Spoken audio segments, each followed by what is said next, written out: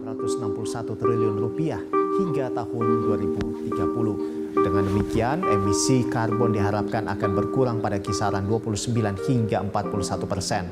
Dengan jumlah tersebut, negara perlu menyiapkan dana paling tidak 266,2 triliun rupiah per tahun hingga tahun 2030 untuk menangani perubahan iklim. Presiden menyampaikan perlunya aksi-aksi konkret, gitu ya, aksi-aksi nyata yang harus dilakukan di lapangan terkait dengan penanganan perubahan iklim, tidak hanya sebatas retorika. Kebakaran hutan dan lahan di wilayah Kota Palangkaraya, Kalimantan Tengah terus meluas hingga mendekati kawasan Bandara Cilikriwut. Kencangnya tiupan angin ditambah semak belukar kering akibat kemarau membuat api dengan mudah menjalar hingga membakar.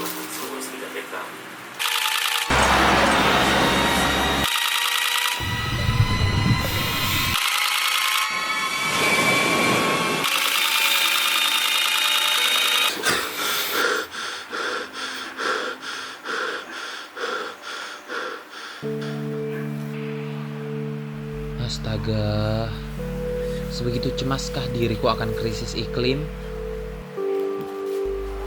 Mengapa manusia begitu egois? Sedari dulu korupsi uang, waktu, tenaga, dan pikiran telah merajalela di negeri ini. Manusia seakan tak pernah sadar bahwa mengeksploitasi sumber daya alam secara berlebihan demi kepentingan pribadi adalah wujud nyata dari korupsi itu sendiri. Jika mimpiku tadi terjadi, dapat kupastikan kepunahan biota akan semakin cepat terjadi. Tapi, masa sih semua manusia itu rakus? Apa benar semuanya sudah tidak peduli? Tidak, aku yakin dan percaya masih banyak yang peduli pada bumi ini. Aku membuka mata dan aku sadar, ternyata tidak sedikit orang yang peduli akan lingkungan dewasa ini. Kecintaan mereka akan lingkungan senantiasa mereka suarakan dan wujudkan dengan aksi konkret. Sayangnya tidak sedikit dari mereka yang kusebut sebagai pahlawan bumi semangatnya kandas dan mati di tengah perjuangan. Padahal mereka adalah salah satu garda terdepan untuk kelestarian bumi.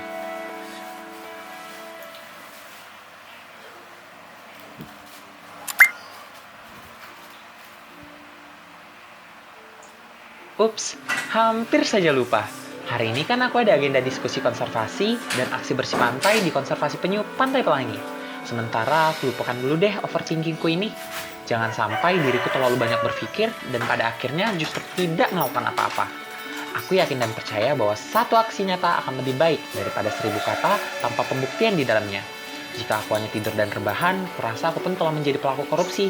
Ya, korupsi waktu karena lalai terhadap tanggung jawabku menjaga lingkungan.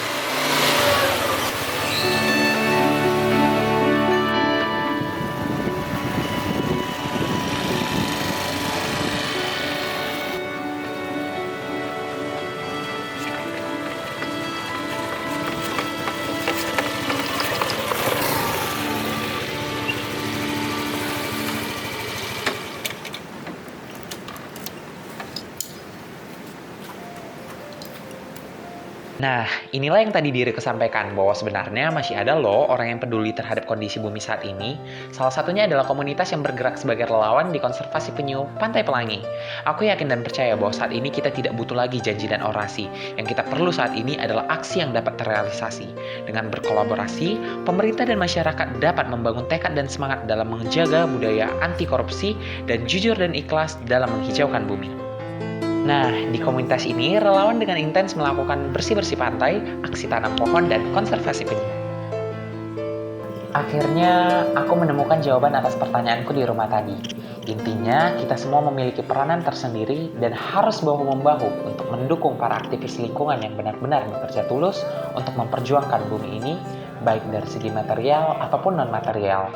Dukungan material dan non-material yang tepat sasaran inilah bentuk anti korupsi dalam memperjuangkan bumi yang kita cintai.